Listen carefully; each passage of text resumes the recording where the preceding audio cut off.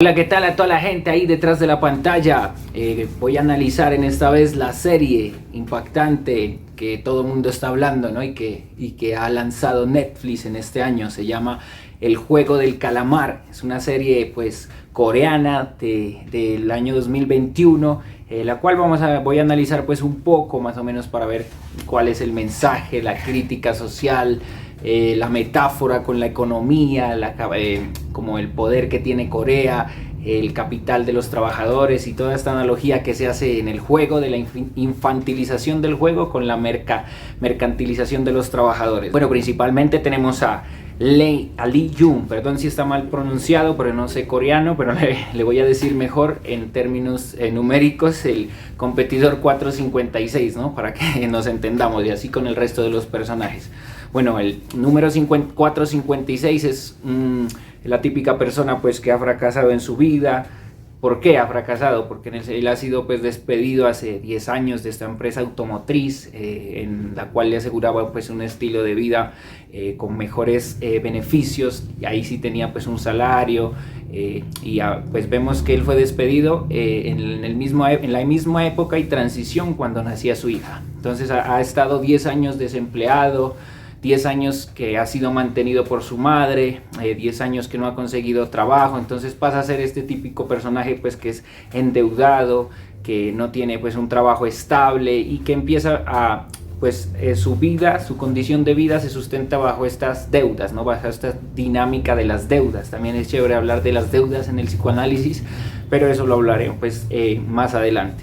Bueno, Lee Jung, 456, el jugador no tiene dinero, ¿no? Entonces se gana una apuesta, entonces en esta apuesta de caballos pierde el dinero y no tiene pues para comprarle ni siquiera los regalos a su hija, o incluso es capaz pues de robarle a su propia madre para apostar. Entonces vemos que es un apostador ludópata empedernido. Como lo dije, no sabemos si le gusta trabajar, o pues o la otra condición es que no se le han abierto las oportunidades para conseguir un trabajo.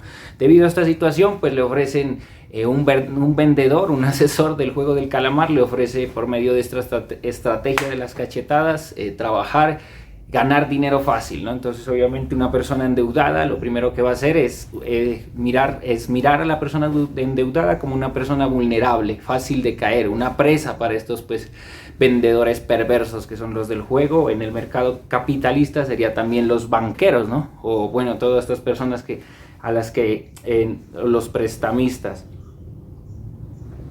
Bueno, al unísono hay otros personajes que aparecen. Park, que es el banquero o jugador número 218, que se ha criado en el mismo barrio que el protagonista. Incluso en la primera escena ellos están jugando el juego del calamar cuando eran niños, y vemos pues esta analogía, esta metáfora cuando ya van a crecer. Entonces esta persona supuestamente ha prosperado, ha progresado y ha salido de su barrio, porque es un barrio pobre de Corea del Sur, y se supone que es el único de los pocos que ha tenido la oportunidad de estudiar, de graduarse profesionalmente, de acceder a una maestría, un doctorado y pues triunfar en los negocios. Es el orgullo de su madre siempre que puede habla bien de él, que le ayuda económicamente y que está triunfando, que está en viajes de negocios, en fin. Podríamos decir que es un mundo de apariencias también. ¿Por qué digo de apariencias? Porque Park se caracteriza por siempre estar bien vestido, no demostrar que está endeudado, que está llevado, que tiene una deuda más de lo que él puede solventar, ¿no? desde sus ingresos. Y esta deuda pues obviamente representa más que todo el estilo de vida de esta clase que algo arribista, que ha querido pues mostrarse como los ricos, y sin embargo están más llevados pues que los mismos pobres. Por eso el protagonista se sorprende, el número 456, cuando lo ve también en el juego. También, bueno, continuando con la narrativa de la información, luego ampliaré las características y rasgos de cada uno de los personajes. Entonces tenemos que accede, este jugador accede, el 456, a jugar. Entonces tenemos el primer juego, que es el de la luz verde, luz roja, en donde sería una representación, ¿no?, de la vigilancia que se instala dentro de las empresas o de las cooperativas organizacionales, ¿no? Ellos tienen que pues este típico juego de infancia de que una persona o un niño está jugando y si se voltea y te mira, pierdes. Y si tú te estás en movimiento, si no estás estático. Sino que acá lo que pasa es que ellos pierden la vida, les disparan, ¿no? Cada que voltea la muñeca, la cara, los ojos van a detectar el sensor de movimiento y el que se mueva es un jugador eliminado. Entonces vemos pues que obviamente antes de este juego hay un contrato. Sería la representación del contrato pues capitalista cuando quieres ingresar a una empresa, contrato, prestación de servicios o contrato laboral, término indefinido, cualquiera el contrato, sino que en el contrato te dicen que tú vas a entregar, que si ganas el juego te entregan el dinero, pero no te van a decir que si pierdes, o sea, te dicen que si pierdes serás eliminado, pero no especifican de qué manera serás eliminado. Ahí ya lo especifican cuando lo miran, que es asesinándolos. Entonces estos primeros creo que ingresan casi 500 personas, 480 y pico, y son asesinadas más o menos la mitad, o casi 200 personas son asesinadas. Entonces estas 200 personas que son asesinadas no es que tengan el consentimiento, ¿no? Son personas que son engañadas. Bueno, entonces así sucede el primer juego. Ya empezamos a ver, por ejemplo, al personaje Gion, o número 1, que es este anciano de mayor edad, un geronte, un anciano que tiene un tumor cerebral y que aparenta tener esta demencia senil, pero en realidad pues sabemos que es un engaño. Esos son spoilers. Si han visto la película, pues al final se darán cuenta que él mismo fue el creador del juego, ¿no? De eso hablaremos también más adelante. Pero en el juego número 1 lo vemos pues que es como pues el que mejor se desenvuelve o se desempeña en este juego, porque pues debemos partir de que el creador del juego, o el enmascarado de negro, supuestamente hace el juego para preservar unos principios de justicia que en la vida capitalista o afuera, el mundo exterior, no se te va a ofrecer. Es decir, por ejemplo, una persona que es desempleada pero que es estudiada y no ha tenido acceso a algún trabajo, vemos que lo que le hace falta no es preparación, sino una apertura de oportunidades. Entonces dice, estas personas que se han preparado para la vida, que han estudiado, que invierten toda su energía y que no son capaces pues de conseguir un buen trabajo, para esas personas es el juego, porque aquí en el juego todos son iguales, todos tienen los mismos principios de equidad o justicia. Podríamos decir que el jefe o el creador de esta serie es un mini socialista perverso, ¿no? Porque quiere repartir a sus empleados, bueno, en este caso a sus jugadores, de acuerdo a su esfuerzo y a sus capacidades o habilidades. Pero vemos que no hay justicia, ¿no? Que el jugador 1 ya lo ha jugado antes, entonces este principio se viola, se transgrede, no hay justicia. Desde aquí vemos que está mal. También tenemos a otro de los personajes, a la mujer, a la carterista número 67. Bueno, ya vemos que tiene un hermano que es menor y que es el motivo principal de su vida. Ella tampoco pues tuvo su acceso a la educación, no supo estudiar o culminarlos, sino que se dedicó pues a esta vida paria del AMPA o del hurto. Ella es una carterista y está relacionada pues también con este otro mafioso que es el número 101, el gángster. También es una persona sanguinaria, dispuesto a matar, desde su egoísmo solo tiene que él prosperar y vivir. Las otras personas no le importan un carajo. También tenemos a este pakistaní, que vemos que es la típica representación de cómo los países ricos o los países supuestamente de primer mundo pueden pasar o pisotear por encima de los países subdesarrollados o tercermundistas, porque Pakistán, este personaje, el 199, es un pakistaní que incluso en el primer juego hay una metáfora. ¿Qué es la metáfora con el protagonista? De que se cae, y si el protagonista se cae en el juego, obviamente va a ser asesinado porque va a haber un sensor de movimiento y le va a disparar. Sin embargo, el pakistaní es tan capaz de ser colaborador o de ayudarlo, de tenderle la mano, y es como también la representación económica, ideológica de que el capital o los recursos humanos en los países desarrollados, más que todo, o en algunos países, está estructurado bajo la premisa de que los ciudadanos extranjeros deben ser esos trabajadores obreros. Esa es una metáfora. Y otra metáfora ya dentro del contexto más que todo de la psicología social o de psicología en grupos, de cómo se comportan las personas en este contexto, podríamos decir que es la representación de cómo prima y antecede ante todo la colectividad ante el deseo individual. Es decir, el pakistaní tenía mucho que arriesgar si le tendía la mano a otra persona. Pero sin embargo esto no es un límite para ayudarlo. Entonces empieza a haber este vínculo, esta conexión entre estos dos jugadores y es como creer que el trabajo en equipo siempre va a perdurar y hacerte más fuerte. Bueno, tenemos a muchos otros personajes que son individualistas. Tenemos al banquero, ¿no? Que supuestamente era pues el orgullo del barrio, que había salido del barrio y tenía unos principios, unos valores, pero vemos que es quien más al final va a transgredir esos valores de la ética y la moral. Bueno, continuando con los personajes y los juegos, tenemos ya el segundo juego, que es este juego de las galletas, ¿no? Bueno, antes de pasar al segundo juego ya podemos ver que no solo se trata de los juegos, también se va a ahondar en la convivencia y cómo van a emerger cada una de las personalidades dentro de este encierro de 6 días. Antes de eso, ¿no? También les proponen a partir de las reglas salir de este manual o de esta jerarquía de reglas, de normas.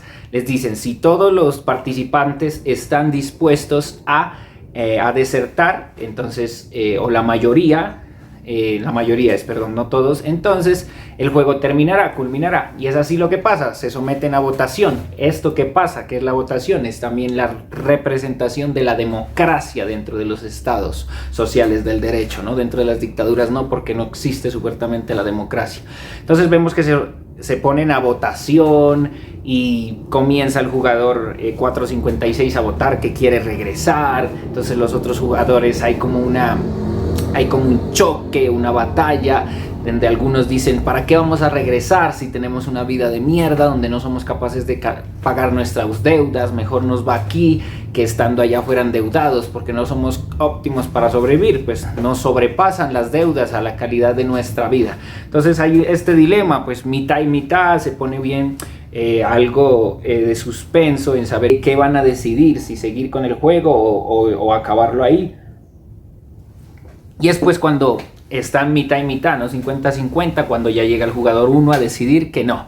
Que es curioso, ¿no? Porque es el mismo creador del juego, el viejito, quien decide que no, en esa primera instancia, de que no se continúe con el juego.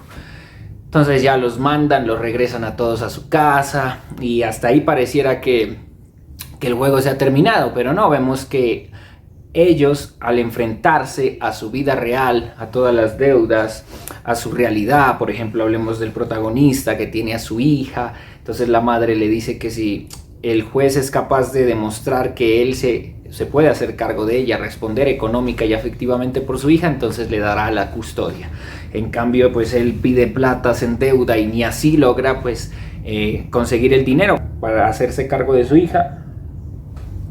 Y ahí es donde aparece el padrastro de esta niña, quien ya ha entablado una relación con su antigua esposa y le dice, te compro a tu hija, de cierta manera. O sea, él va a pedirle plata a su ex esposa, pero él se entera, entonces le dice, te compro a tu hija, te doy este dinero, pero nunca más nos vuelvas a molestar. A lo que él responde con un puño, como diciendo, no acepto tu trato, más importante es mi hija y me voy a arriesgar y voy a volver al juego. Así con todos los personajes, con el gángster, trata de hacer una treta, una encrucijada, pero no puede, entonces también vuelve pues al juego porque también le interesa el dinero. La carterista que quiere sacar a su hermano en más de una ocasión, 2 veces, a ella y a su hermano, a sacarlos del país o a la frontera para que ella pues tenga mejores oportunidades, también vuelve al juego. Pakistaní, quien vemos que es un personaje principal porque ha sido explotado por su jefe, porque él va a reclamarle la plata para ver si es capaz de dársela. Entonces, como ve que el jefe no se la da, pues ya lo agrede y pasa este accidente que le corta la mano al jefe. Bueno, obtiene la plata, pero manda a su familia al extranjero. Pero vemos cómo lo que decía, este sometimiento, esta explotación, marginación y exclusión que hay con las personas que son de procedencia de otros países y más cuando son orientales. Bueno, ya entonces ya los personajes al verse en esa encrucijada, tan atrancados, tan entre la espada y la pared, que no pueden pues decidir ni pagar sus deudas, deciden retomar, esta vez ya con el consentimiento de saber que si pierden el juego pues serán asesinados. En cambio antes no. Por eso es un juego perverso, no es un juego, no es un contrato social donde ambas partes se vayan a beneficiar, ¿no?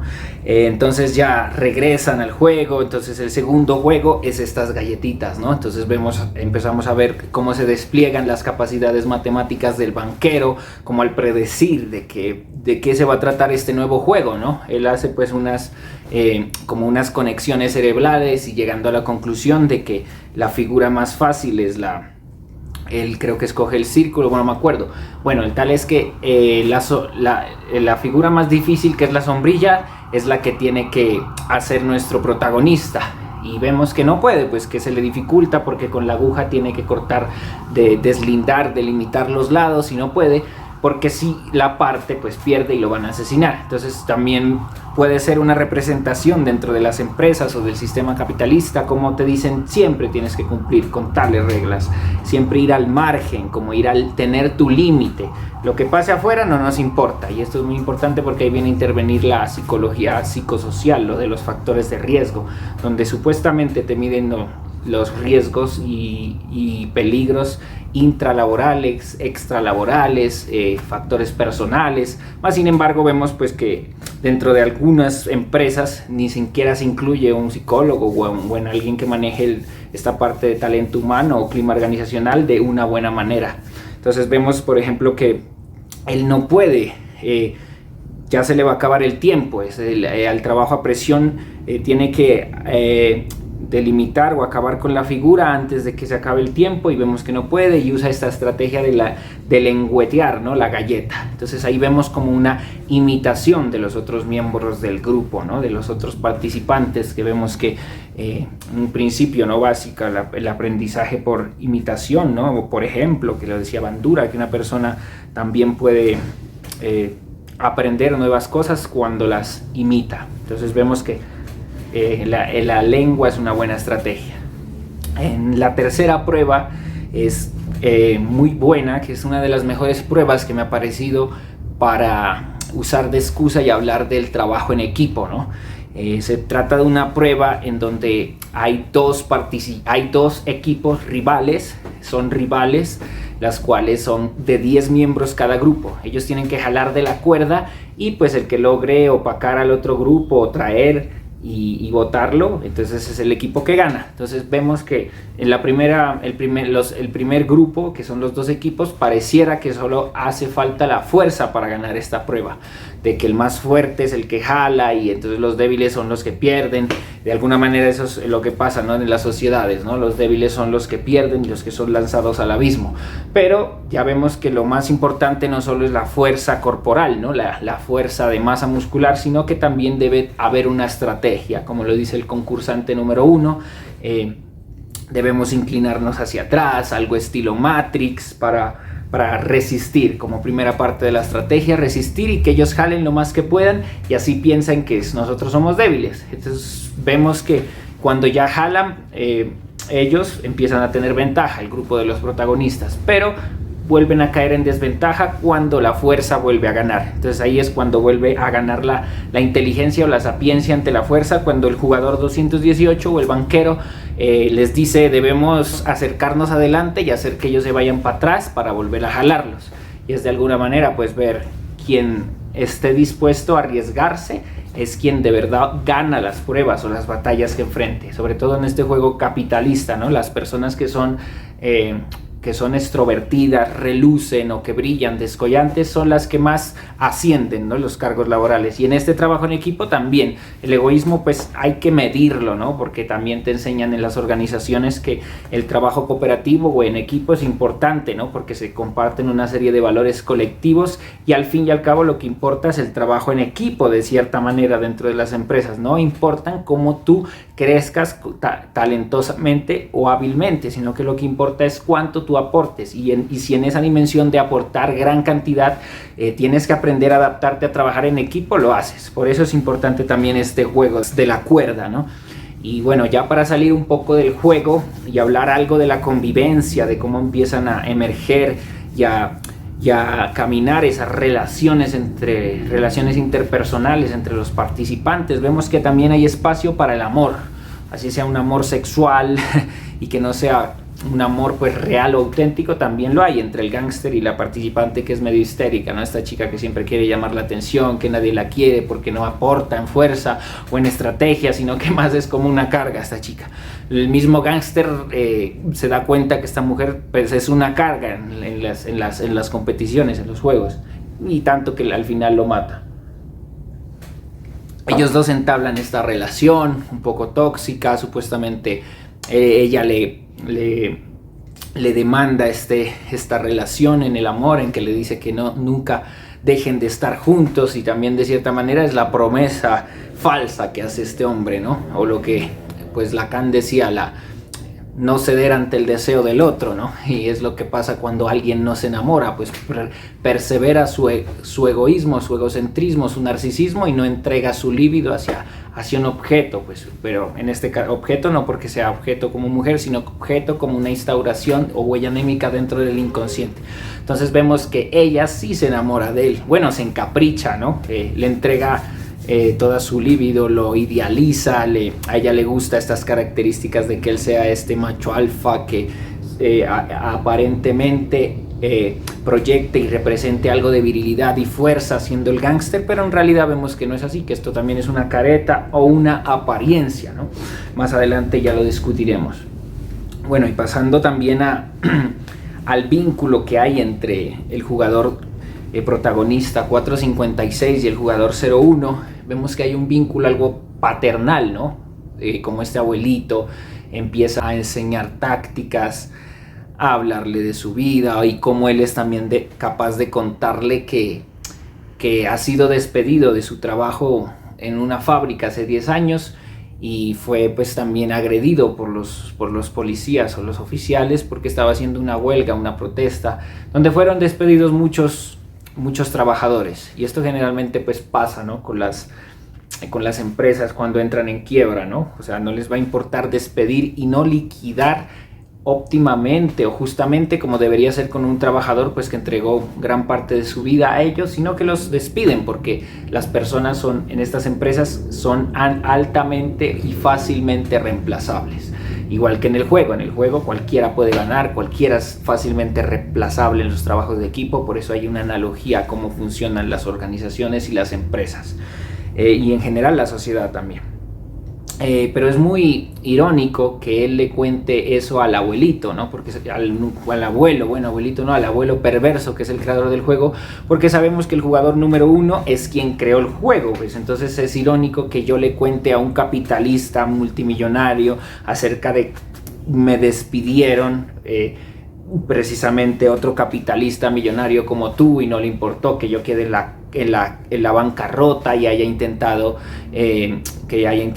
emprender y progresar con estos dos puestos, porque él montó 2 emprendimientos aparte cuando fue desempleado y con ninguno de los 2 pudo prosperar o obtener pues recompensaciones económicas ni ingresos. Entonces por eso también es de alguna manera es apostador, porque no tiene trabajo ni un método de ingreso, ¿no? Entonces es irónico que tú le cuentes a un capitalista acerca de tus carencias como ser humano. Entonces, pero vemos entonces que el jugador 01 como que necesita de este juego, ¿no? O sea, es que es cruel, perverso, porque se trata de la vida humana y de asesinar, pero de cierta manera es como llegar a esa templanza o esas fibras, a tocar las fibras de los capitalistas, de los que consideran que todo es negocio, que el tiempo es dinero, que el tiempo es negocio, los mismos Quash. Entonces es como, era necesario que él hiciera, no es justificar, no, ojo, es como decir, él se justifica él mismo porque es un juego perverso y asesino, sino que él dice que fue necesario hacer este juego para yo entender a los seres humanos. Estaba tan aburrido de ganar plata que necesitaba algo para divertirme, y qué mejor diversión que empezar a entender la condición humana. Continuando con el cuarto juego, que es este juego de las canicas, ¿no? Que les dicen a los participantes, usando un método o una forma no violenta, tienen que obtener todas las canicas de su rival, ¿no? Es como una forma de decir, ¿Qué tan hábil puede ser una persona o una sociedad o un país para apropiarse de los recursos de otro? Es lo que pasa generalmente con los Estados Unidos, ¿no? Cuando se apropia de combustible fósil de Oriente, incluso de países sudamericanos como Venezuela. Entonces es de alguna manera esa metáfora, esa representación de cómo puedo ser yo tan estratega, tan eufemista, tan demagogo para apropiarme de los recursos que tiene otra persona sin que se dé cuenta. O también, como lo dicen en el juego, estableciendo sus reglas. Entre ustedes establezcan sus propias reglas. Lo importante es no ser violentos. Entonces, de alguna manera también es la representación cuando las multinacionales o las franquicias, o bueno, sin ir yendo más allá, cuando las minerías se instalan dentro de los países con esto del fracking últimamente. Entonces vemos como es una manera sutil. Va a haber dinero, trabajo para todos los ciudadanos, por ejemplo, del país que es explotado, entonces es bueno, cuando en realidad no, se están apropiando de todas las canicas del otro país. Esto es lo que pasa, por eso creo que no es casualidad que en este capítulo de las canicas haya habido el engaño y la treta al pakistaní por parte del banquero. ¿Por qué? Porque pues un banquero, un país o los bancos también engañan así, te meten te venden las ideas de que va a haber un alto plazo de pago, de que este es para comprar tu casa o financiarla, una hipoteca, te vamos a hacer pues unos precios módicos, y cuando no es así. O el pakistaní, pues cuando se le meten a su casa, lo que pasó recientemente en Pakistán, que hubo toda esta nuevo orden político y sublevación de los talibanes, y que los gringos salieron huyendo, toda esta representación. Entonces vemos pues que es tan fácil engañar también a una persona. Es que yo estoy hablando desde dos campos, desde el campo político ideológico y desde el campo de la psicología grupal o individual. Entonces, como sabemos que todo es una metáfora o todo puede pasar en los grupos, también lo explico, lo desmenuzo de esa manera. Entonces vemos también, por ejemplo, me llamaba la atención cuando esta jugadora, la carterista, la jugadora 67, tenía que confrontarse ante su rival. Entonces decían que iban a dejar el juego para lo último, para cuando falte un minuto, y a propósito la otra jugadora, la chica desconocida, decide no competir y perder a propósito. Entonces de alguna manera a ella le duele que no haya tenido ni siquiera la capacidad de competir para ganarle. Pero esta decisión es respetable, pues la persona es como casi un suicidio diciendo no, la otra persona tiene a alguien que la espere afuera del juego, que es su hermano, tiene una persona por quien lidiar, por quien velar, tiene a un otro.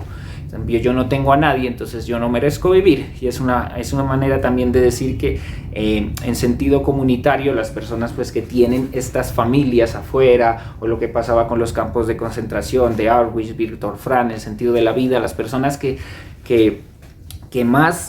las personas que sobrevivían eran las personas que más oportunidades veían de sobrevivir afuera del holocausto nazi. Es decir, si estaban encerrados, enclaustrados, sometidos a las peores condiciones y miserias humanas, ellos cuando en su imaginario, en su mente decían para no caer en una desesperanza emprendida. Ojo, que la persona cuando no encuentra un sentido o un para qué vivir o existir es cuando cae en una desesperanza.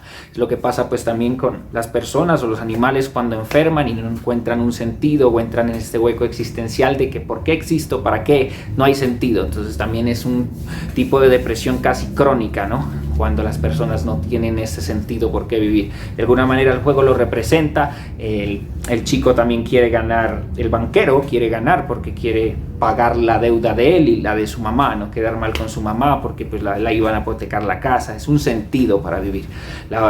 El protagonista tenía un sentido para vivir porque tenía su hija, necesitaba recuperar a su hija. La carterista tenía sentido de su hermano, el gángster tenía el sentido del mismo. Pues así sea un sentido, el egocentrismo es un sentido que hay que llena de fuerza y vitalidad a las personas. En cambio, pues la persona que decide, esta competidora que decide ya terminar, es porque no hallaba sentido a su vida, ¿no?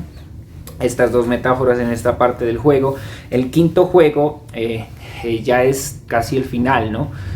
como al séptimo capítulo, es pasar por esta vidriera, ¿no? Entonces los competidores tienen que... Ahí es cuando ya vemos también la aparición de los VIP, que son esta representación de los burgueses, de los oligopolios o de las personas que existen, que se divierten con la miseria humana, ¿no? O que explotando a las personas, que son depravados, que son promiscuos y que creen que todo lo compran con dinero, que incluso la vida humana es algo que se compra con dinero. Y vemos pues estos conceptos amoralistas, ¿no? Porque eso es algo amoral, se sale de bueno, inmoral casi, porque va contra la moral, ¿no? Esa es otra discusión. Entonces vemos pues a estos VIPs, que son las representaciones de las clases socioeconómicas altas, de las jerarquías del poder, de estos empresarios o quienes manejan los hilos, ¿no? Entonces vemos que ellos son unos apostadores, pero están apostando con vida humana, ¿no? Entonces por eso es algo perverso, algo sádico que nunca debería pasar, pero también es la representación pues de la división socioeconómica de las estructuras sociales, ¿no? Vemos que uno de los apostadores se ha confundido porque apostó a uno de los personajes que era el que tenía que competir en la prueba anterior con su esposa, pero pues su esposa falleció. Entonces esto es interesante cuando él dice: ya retirémonos, nadie, ya hemos comprobado que el dinero no va a calmar nuestras miserias ni todo esto tan bajo que hemos caído. Entonces sale el banquero con su propósito a través de ganar el juego, le dice: no hemos pasado todo esto en vano, hubiéramos fallecido tú y no tu esposa, pero con tus culpas no nos las vengas a echar en cara. Entonces vemos también ya, perdón que me regresé, sino que era necesario retrotraer esta conversa, y entonces hablamos ya del quinto juego, ¿no? Que de alguna manera tiene muchas representaciones, ¿no? Metafóricas también. Ahí, por ejemplo, en esta parte podemos descubrir que el gángster no era tan valiente o tan fuerte como se mostraba ante los otros. Solo era fuerte en grupo, colectivamente o en pandilla. Es que los gángsters generalmente son así, como en toda su vida han estado escoltados o han tenido el respaldo de otros. Cuando ellos se tienen que enfrentar uno a uno es cuando sale a flote esa cobardía que está algo pues cohibida o reprimida. También vemos pues la venganza de la concursante casi histérica, número 212, que le dijo: te prometí que si me traicionabas te mataba, entonces lo mata. También lo importante en este juego es cuando vemos que se exacerba la personalidad del banquero. Ya sospechábamos que era un poquito inmoral y que era capaz de matar a los otros por ganar el juego, pero aquí ya vemos que es verdad que así son. Pues también muchos de los banqueros pues deshumanizan a las personas y con tal de ganar dinero pues son capaces de hacer esto. Entonces vemos, por ejemplo, que el participante banquero 208 al final, pudiendo esperar un poquito más, lo lanza, ¿no? Lo lanza al jugador que está al frente para que rompa el vidrio y saber cuál es el vidrio adecuado.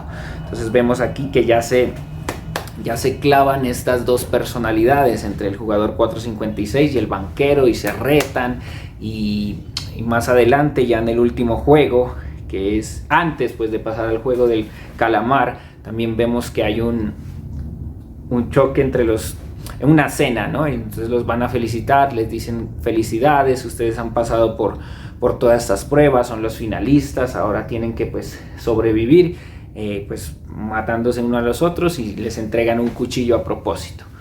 Vemos que Lee Jung quería vengarse del banquero, mas sin embargo la carterista no lo deja, porque pues le dice: tú no eres así, a pesar de que has llegado a esta instancia tan alta del juego de ser un finalista, de cierta manera conservas tus valores, no vas a matarlo porque sí, a pesar de que el juego permite hacerlo. Ahí es cuando entran los dilemas éticos de las personas, muchas veces en sus sitios de trabajo o en la sociedad, cuando de verdad estoy haciéndolo por dinero o lo estoy haciendo por un beneficio personal, pero en realidad no va contra mis valores o contradice mis principios. Esta es la pregunta que siempre lo va a invadir al protagonista, porque vemos que el protagonista es una persona empática, amable, agradable, solidaria, no es egoísta, siempre como que quiere que suceda el bien común para todos, un principio utilitarista o totalitarista. Pero vemos pues que en realidad la vida no es así, ¿no? Que hay muchas personas que van a estar siempre contradiciéndonos,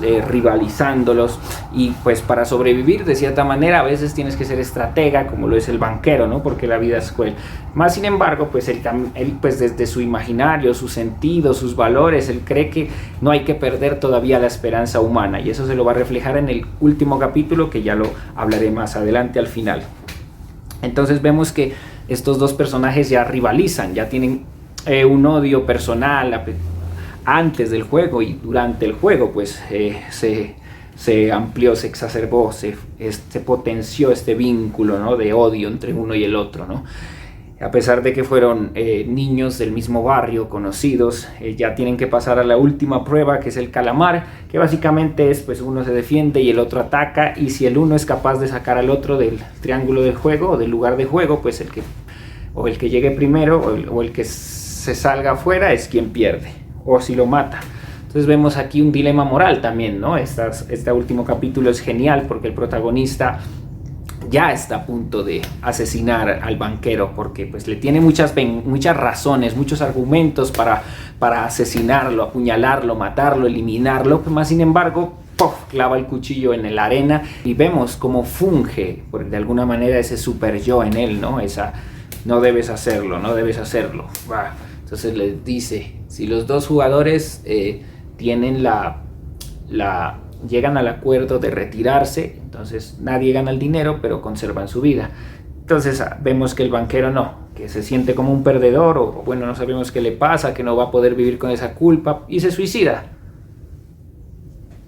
O también el suicidio puede ser causa de que él no quiere vivir endeudado, no quiere vivir sin dinero, porque pues sabemos que si los dos se retiran iban a llegar sin dinero a sus casas. Entonces, ¿de qué valía toda esta tormenta, este sufrimiento, esta miseria y casi infierno humano? Entonces también vemos que ese suicidio es algo consentido, ¿no? Porque él también quería el dinero para su madre. Y ya finalmente el protagonista, ya en su devenir, en su epílogo, al final de todo el entramado, ya este epílogo, desenlace, vemos que el protagonista no es capaz de tomar ese dinero, porque también entra en otro dilema moral. Es que ¿quién va a ser capaz de tomar el dinero si sabe que es un dinero manchado, un dinero maldito, casi como lo es el dinero del narcotráfico y en general el dinero de todo? Por ejemplo, esto de la caja de Pandora, que destapó los paraísos fiscales incluso de escritores que creíamos moralistas y que creíamos que pues eran el ejemplo a seguir de la sociedad.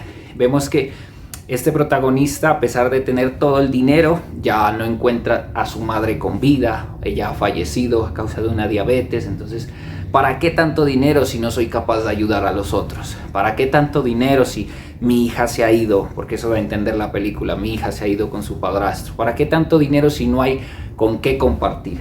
Pasa un año y el protagonista, después de nunca usar este dinero, y es como opera, ¿no?, desde el psicoanálisis, un poquito tomando allí la estructura del protagonista.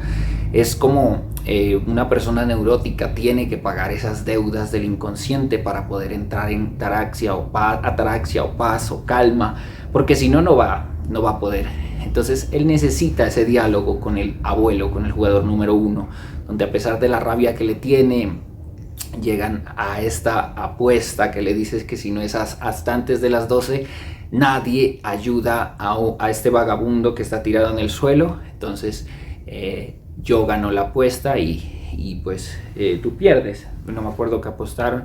En cambio, si el otro demuestra que todavía hay sentido de ayuda, de colaboración, esperanza en la humanidad, o sea, alguien le ayuda al vagabundo antes de las 12, el protagonista, el jugador 456, gana la apuesta y pues no se corrobora la teoría de este perverso número 1, que básicamente vemos que es un capitalista que cuando las personas tienen demasiado dinero, acumulación de riquezas, ostentosos, entonces llegan a un punto que ya hacer dinero, como era su fin, entonces están pues tergiversando el fin del dinero, porque el dinero es un medio para obtener productos y servicios, en cambio, cosas materiales, físicas.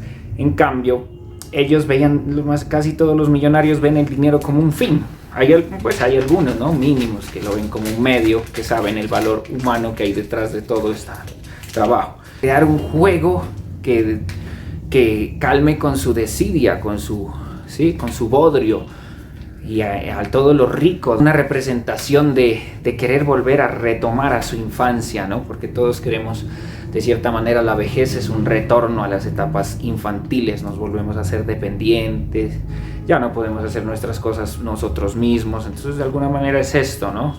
Es retomar estos juegos que él vivió en su infancia para volver a ser feliz, porque como él se lo dice en esta escena cuando está en la cama, yo te ayudé, o sea, le dice que él le ayudó, ¿no? A hacer trampa porque lo iban a matar, porque de verdad me gustaste tu carácter de persona, me convenciste de que eras un buen jugador, o sea, fue de las cosas más divertidas que ha hecho en la vida, jugar con él al lado tuyo.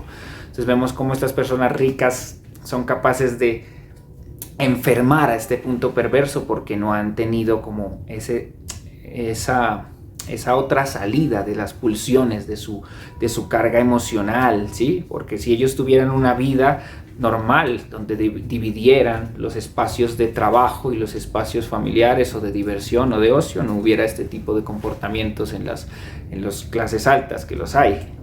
Y ya vemos que pues al final el protagonista gana la apuesta y por eso el otro personaje muere, el 01. El personaje 1 muere porque sí hay esperanza en la humanidad, porque vemos que esta persona retorna con la policía como para brindar una ayuda donde parecía que ella le había robado, ¿no?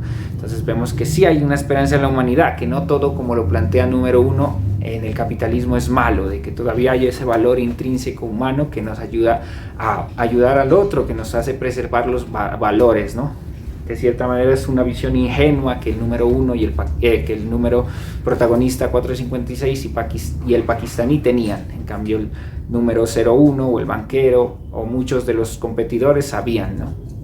Que esto no es así, que la sociedad también se organiza a través del control, a través de la competencia, a través de todos estos comportamientos sociales. Y finalmente para entender como que hay una segunda temporada que hay que analizar.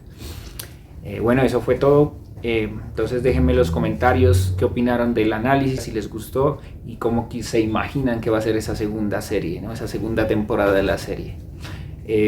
Esperen finales de este mes el especial con mi primo acerca de Halloween, ¿no? De películas de terror.